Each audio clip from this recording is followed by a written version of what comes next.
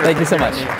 No, I don't need a clicker. So, funny story about today is that I'm going to do this presentation. This is going to be one of those rare presentations that I do without slides. So you guys are in for a treat because you're just going to get raw, unfiltered, unedited content with no jump cuts. So, let's hear a round of applause for that. And also, I just want to thank everybody at Podfest. First of all, thank you guys for being here today, and thank you for the amazing crew. Everybody's been wonderful. So for those of you who don't know who I am, in fact, actually, show of hands, who has never heard of me? Show of hands, don't be shy, keep them up. Keep them up, look around. It's like, great. That's like majority of the room, fantastic. You're gonna know exactly who I am and what I'm all about by the time you leave here today. So my name is Roberto Blake. I am a creative entrepreneur. I have a background in advertising, graphic design, did social media marketing within corporate America, and left and built my own personal brand, built my business, grew on YouTube, obviously, but I also built a more than six-figure income doing this. So that's very practical for the far majority of you. And what I did was in 2013, July 2013, I started sharing my advice and my value. I started demonstrating things I knew. And what I did was I didn't position myself as some kind of expert or some kind of guru. I don't really like those terms. What I did was I was a practitioner. I'm someone who knew very complex software. The far majority of people don't know how to use Photoshop, as evidenced by almost every YouTube thumbnail you've probably seen. Most people suck at it, okay? Video editing and production is really complicated. Adobe Premiere Pro, one of the main programs that I use, there's a lot of people that are intimidated by that software. You open it up, there's 500 options. Could you really just cut it down to the 6 that I need right now? So that's the kind of content that I started, making, and I started getting a lot of questions from different people asking for advice about different software or about getting into the creative services industry, which is the industry I participate in. How do I get that first job as a graphic designer like you did, Roberto? Like, how do I, negotiate? How do I, as a freelancer, get a better rate, get paid what I'm worth? How do I find my first clients? And having these questions asked of me reminded me of how many people had helped me throughout my life and answered questions and things I wanted and needed to know. I have a background as a creative person. My uncle Lamar, he taught me how to draw. He, encouraged me and got me excited about art. My uncles Charlie and my uncle Gilbert, who are no longer here, they really helped me get into my passion for photography, and my dad always encouraged it. He was a photo enthusiast. None of these people did it for a living. They weren't experts, they weren't gurus, they weren't pros. They lived for their nights and weekends to do this stuff, but they were gracious enough and generous enough to pass on what they had learned to me, especially at a very early age, and they respected that I was curious. They respected that I wanted to know things, and they gave me the opportunity to learn from them. And so when I started making content, that's all I really set out to do, besides the practical part of, well, maybe someone who sees this will decide, you know what, that's still too hard. Why don't I just pay Roberto to do it? And that is ultimately what happened. But as I continued to make content over and over and over and answer people's questions and give them a helping hand, I found that I had a great passion for this and for helping educate and train people. And it reminded me that I'd been doing that even in my corporate life. And it was a natural fit for my personality, my skills, and my experiences. And so why YouTube? YouTube is the second largest search engine in the world. There are 2 billion active daily users. Okay, this is a massive platform and it's the largest video delivery network in the world, and it is on track to surpass its parent company Google as a search engine in just a few short years. I also want you to remember that it's a visual platform. You can demonstrate your value. We say show and tell or show, don't tell. If you have a product, if you have a service, if you have experience, if you have something that you're doing with your life, you can demonstrate that and you can add that value to people wherever they are in the world.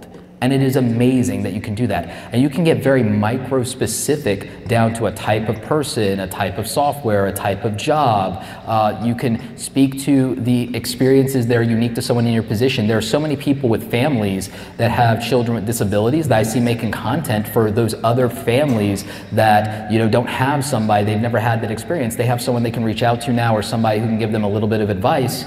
that may not be within arm's reach of them. There might be no one in their local community who can provide that value. There might be somebody who wants to enter into an industry and there's nobody that's a hands-on mentor for them. Now, I had people teach me what I wanted to know and I had questions that I could ask people, but I didn't have a mentor that was hands-on with me for what I was doing. But what I did have, since I'm 34 years old, is I had the primitive version of the internet. I had Excite message boards, and I had Lycos and GeoCities and AngelFire and Yahoo. Is anybody here an old head that remembers any of this? And IRC chat, do you guys remember IRC chats? And applets? Yeah, so like I was really invested in that stuff from the time I was 13 years old, and I spent my days on the internet just finding information and finding nuggets, filling in the gaps in my knowledge. And there are people out there that you can provide that value for. There are people that you can pass on your experience, your knowledge, or the life that you've lived. You know, we had Grandma Potty Mouth, we had her up here, we had Peggy up here. You know, she's lived this tremendous life, you know?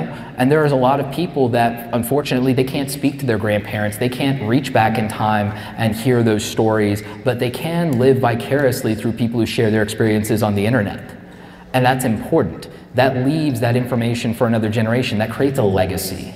And so what I want to talk about, the practical reality, is of the fact that I grew, you know, a brand, I grew a business, I've helped a lot of people as content creators on YouTube, but I would, you know, I was doing this stuff and people asked me, Roberto, well, how'd you do it? And just like anything else, I gave them the opportunity to learn from my experience. I didn't claim or profess expertise, and I still really don't feel I do that. I feel that I'm sharing the data that I have. I'm sharing the information that I've even acquired from some of the biggest content creators on this platform. People with 10 million subscribers have shared things with me that I can pass on, because that's not what their audience signed up for. Their audience didn't sign up for that. They decided to watch their goofy videos on the internet. They don't want to hear how they run their business. The goal for those people is to make it look as little like a business as possible. So I try to provide that value because I believe that YouTube and Google and the internet and all these social media platforms create a massive opportunity that has never existed before the 21st century to democratize information, give more people opportunity, and allow people to demonstrate their value and to actually be compensated for the benefit of just adding value to other people and generating more opportunity and more meritocracy. So what I'm going to primarily focus on is I'm going to give you guys a few of what I think are the most important things I've learned from maintaining doing 1,000 videos without going insane, without suffering from burnout, you know, without creating unnecessary hassles for myself. I'm going to tell you a little bit about that because I think it's the most important thing. Because here's the thing, on the strategic side of anything I can tell you about YouTube, first of all, I'm going to leave a massive amount of time on the clock for Q&A for you guys, and then I'm going to answer the questions of anybody and anybody out in the hall, and I'm going to be here for the entire weekend. So if there's anybody here, you have the ability to have a few minutes of my attention for free and not paying my exuberant fees for it because you're at this event, you're sharing this moment in time. And here's the reason that that matters to me. Every single one of you, if you make a video, it's a way of putting yourself in a position where at scale, you can be in the room with anybody you want or need to. That could be your ideal customer, client, consumer, what have you. Because the thing is, you have a finite amount of time each and every day. You have a finite amount of time in life. But using these platforms at scale, you can reach hundreds of people every single day, thousands of people, tens of thousands of people, even potentially millions. If it were not for the gift of the internet, the reality is you might go through your entire life, if there were no internet, and maybe only interact with 1,000 to 2,000 people in your entire lifetime ever in your life. Just think about that for a moment. And now, the idea of reaching that many people every single day isn't absurd. You have broadcast capability in your pocket, in the palm of your hand, that just a decade ago was only reserved for the 0.01% of people who owned a media company. Everyone in this room now can be a business. Everyone in this room right now can be a media company. That is unprecedented. That is the gift of the 21st century. All right? So before I go on real quick, can we even clap it up for that we live in this time? Right? So what do you need to know about the reality of, living on YouTube? Nate's presentation was amazing, and literally what he talked about is how I do it. I batch record, I do those things. But here's part of the reality of being on YouTube is that it's not for everybody. There's a lot that goes into it. Learning how to shoot, learning how to edit, learning how to be on camera, learning how to research, learning how to script if you need it, knowing how to ad-lib and to improvise if you don't. Those are individual skills by themselves that are high-level skills. In many cases, those are high-income skills. To be a video editor, that's a high-income skill. To be a public speaker is a high-income skill. To be able to do search engine optimization is a high-income skill. To be able to do design and do the equivalent of a billboard in the form of a YouTube thumbnail and get it right and hit people's emotions properly, that is a high-income skill. In order to truly be successful on YouTube, unless you're a goofy kid who happens to go viral, be in the right place at the right time, unless you're that, here is the reality of being successful on YouTube, is that it requires the skill of either a photographer or a designer, or to be somewhat reasonably classically attractive to get a thumbnail that people will click on, or you have to be outlandish and your thumbnail do something like that and get people to click on it, okay? To be able to write a headline, that's to be a copywriter. If you're gonna write a headline that people care about, you have to already also be a researcher and be in the culture and context of your niche or your industry or what have you to know, well, where's the attention right now and how can I put that into 3 to 8 words that make sense for this type of person or this amount of people and will get them to take action. Then once you do all of that, you still have to be on camera, and that takes energy. You need a tremendous amount of energy and stamina, and when you start out, you won't have the charisma. My first 60 to 100 videos sucked. They sucked, they're god-awful, go watch. Just type in Roberto Blake in YouTube, or go to my YouTube channel, youtube.com/Roberto Blake, like and subscribe. Sorry, Roberto Blake 2 is the number 2, like and subscribe, right? But here's the thing. If you go back and you chronologically watch my first couple of videos, no energy, monotone, no charisma whatsoever, neurotic mess. It's like really bad. But you have to have the courage to get through those horrible videos and watch them over and over and look for little areas where you can improve. The reality of my time on YouTube is this. I did not look at my views, my subscribers, or even my watch time when I was doing my first 100 videos on YouTube, when I did my first year of consistent content. All I looked at was, my audio sucks. My on-camera presence is lacking. My speech pattern needs some work. I could have done a better delivery there. You know what, let me learn a little bit about lighting. This is too distracting. Let me light this better. What settings should I really be using? Do I really want to do 24 frames per second or do I want to do 30? What am I going to do here? It's like, you know what, am I editing this too much? Does it feel like too spastic? Does it not feel, consistent enough, concise enough? What do I need to do here? I looked at every single way that I could pick my content apart before someone else did and made it better and better and better until I felt satisfied with it, and I kept going and I kept moving that goalpost. And what inevitably happened is, without me realizing it, I had an audience all of a sudden. Because I focused on making my content as good as I could possibly make it. I focused on listening to my community, engaging with them, talking with them, knowing what they want, knowing what they need from me, and delivering that value, and not expecting to have an audience. When I did my first 100 videos, they were a dress rehearsal that I was putting out into the world. I had no entitlement and expectation that anybody should show up and applaud for my dress rehearsal. I was there to put in the work and to get better, and to take that criticism and constructive feedback, develop a thicker skin, and to know that some of this, like 5% of it, is valid criticism and will help me improve, and to filter the other 95%, which is really hard to do. That is a hard thing to live with if you're going to put yourself out on the internet. So I want you to understand, and I hope I've explained it well, that the reality of being on YouTube, as much as we like to simplify it to just hit the record button, I have a tremendous respect for anybody who puts themselves out there, because I know how much more it is than that. I know that it is a lot to learn. I know that it can feel overwhelming, and that initially it can feel very discouraging because you may or may not get immediate results. But you know what? The phrase ROI is the only time that return comes before investment, okay? In a traditional business, it used to be that you wait 5 years to turn a profit. but people get discouraged after 5 uploads. They get discouraged so easily, and they haven't yet put in the effort to get good at something. It's like, you uploaded 30 videos, it's like, try showing up for the first time on a basketball court in a summer, play 30 games, and see if anybody cries for you that you haven't scored yet, okay? Like, I don't know if any of you have ever played street ball before, I don't know if any of you, know what that's about, but it's like, you show up 30 times, all you're getting is elbows in the face, all you're doing is getting dunked on, it is miserable. It's like, but you knew what you signed up for. But yet we come to the internet without the discipline of an athlete. We come to the internet without the fortitude of someone who picks up a musical instrument and perfects and hones their craft. And we have these expectations because what we're really looking for in reality is validation.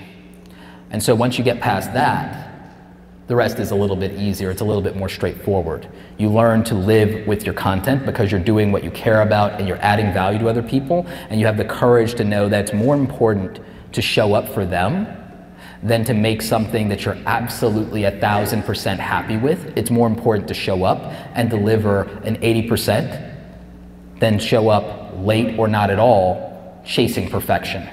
Oh yeah. Get it done, get it done.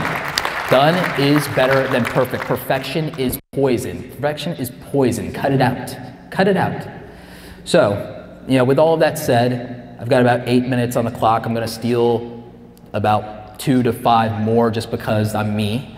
And so if I don't get to your questions, I will answer them in the hall. But let's move this to Q&A, and I'm going to try and be as concise as possible. And I want to answer your questions. So show of hands, who's got a question? I'm here for you.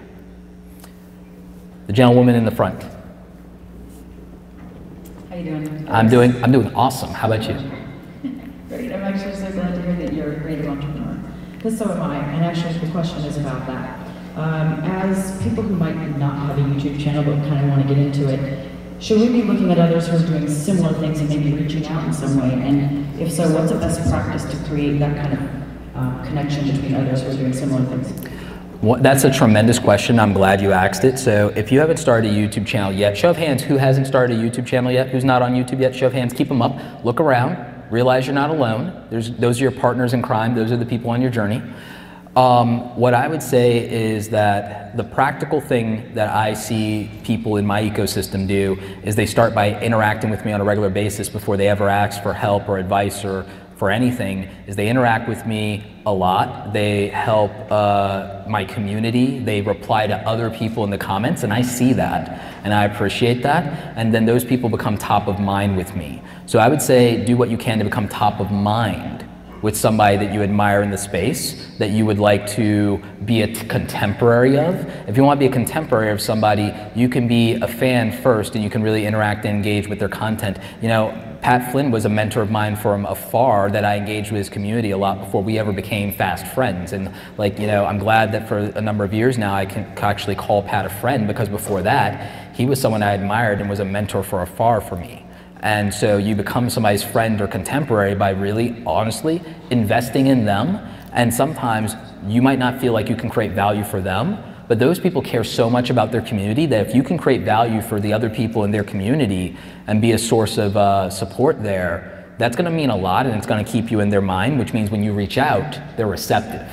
I hope that helps. Yes, sir. I love that tie. So, can we get him a mic? Oh wait, we'll go to you because I didn't see. It's all right. And then gentleman with the tie. Yes. When you have a brand that you're working with that is just really super niche, Mm-hmm. how do you come up with 100 ideas for pieces of content? Like, how do you keep that idea engine going? I think that there's a couple of ways you can approach it. One of it is you could curate questions from your community, and that's a great question, by the way. Like, if you need 100 pieces of content, the thing is I never run out of content ideas. I have a content bank that's 3,000 deep. For me, the problem is priorities at this point. To get to that point, what I did was I proposed questions to my community, and I let them ask questions as well. So that helps fill it up, because sometimes what you have to do is approach something from a different angle. You can cover the same topic 5 different ways until it snaps for a different type of person. So there's that aspect of it. You can also, you can also break things down to what their process is. If you're super niche, there's a lot of process. The other thing is the questions are asked over and over and over again. You can answer them, and you can answer them in multiple ways. So there's that aspect of it. You can also answer the criticisms or skepticisms of your niche or of your industry, and you can open up those conversations, and those will generate more questions. So now, from a practical standpoint, you could, try and divvy this up into something that is reasonable, like, okay, 10 wide, 10 deep, let's go, and then start to fill in some of these areas. Does that make sense? Yeah. All right, awesome. Again, I have to say, I love that tie. Well, I do appreciate it, and I appreciate your articulation. I love what you're sharing with everyone. The question is around, I don't believe there is a perfect balance. But how do you figure out, am I spending 90% of my time creating the content, 10% with the community? Obviously, everyone's saying, such as yourself, invest in answering the comments, engage with the community. What have you found works best to be able to hit in all the things you need to be hitting in a normal 168 hours a week? So here's the thing. I don't even spend the amount of time that most people would think. Like, I get this question a lot of times. There are content creators out there that spend 8 hours to make a single video. I'm not one of them. But I have tremendous respect for the people who put that much quality and that much dedication into their work.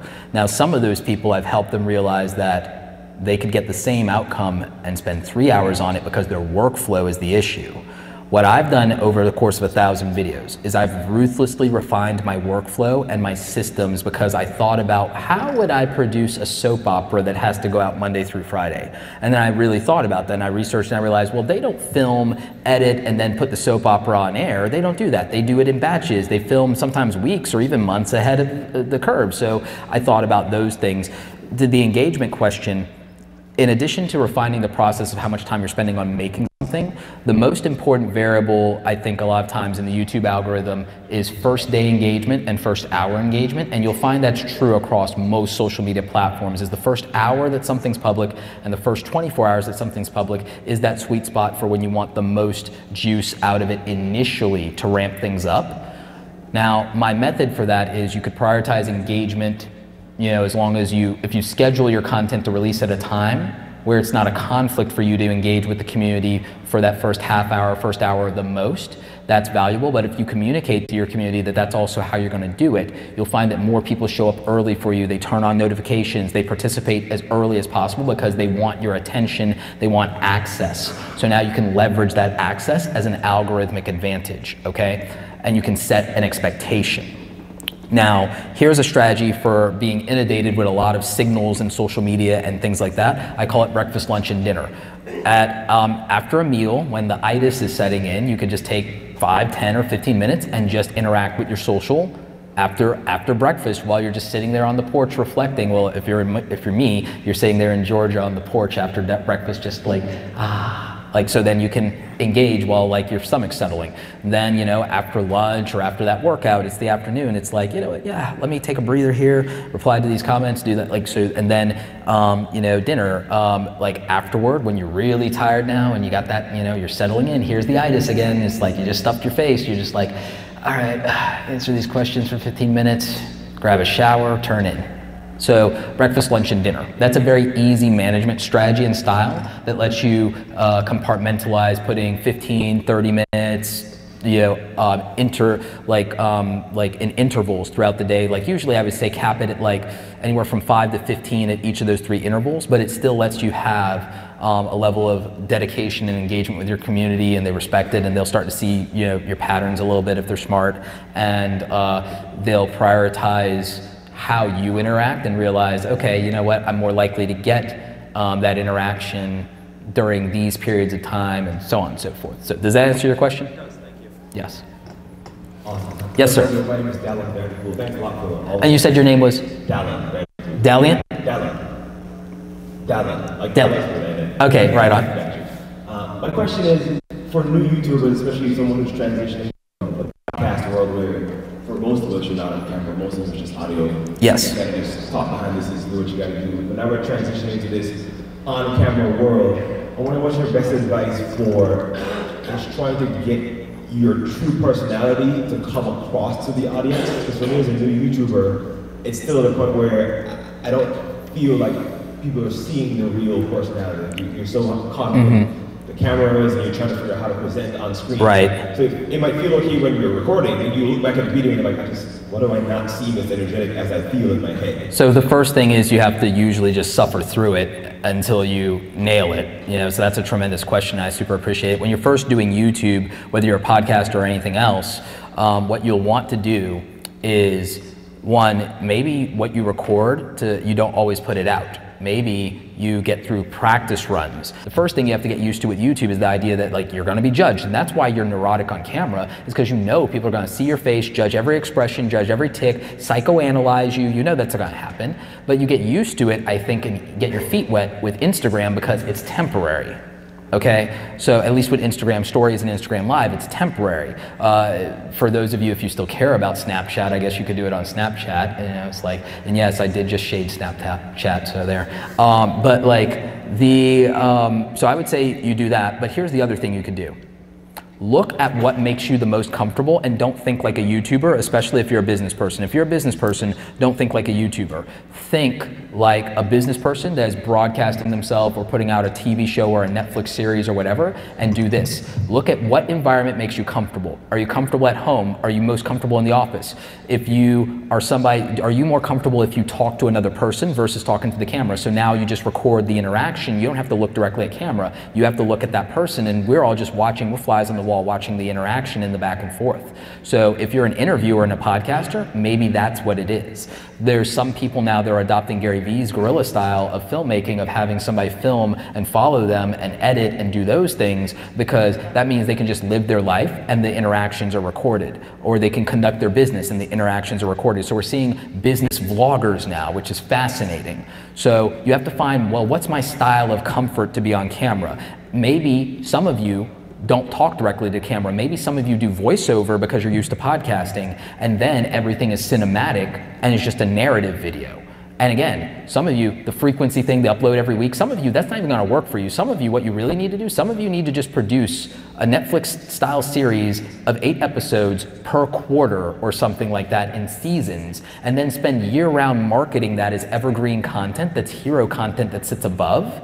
And then maybe you have a back catalog of evergreen content that's like almost Q&A behind the scenes type content. I think that's going to do it for time. Thank you so much, Roberto. Thank you. Everybody, go out there, create something awesome today. I'm going to be in the hall, so anybody who didn't get a question, I'll take care of you. Thank you so much. Great, yep.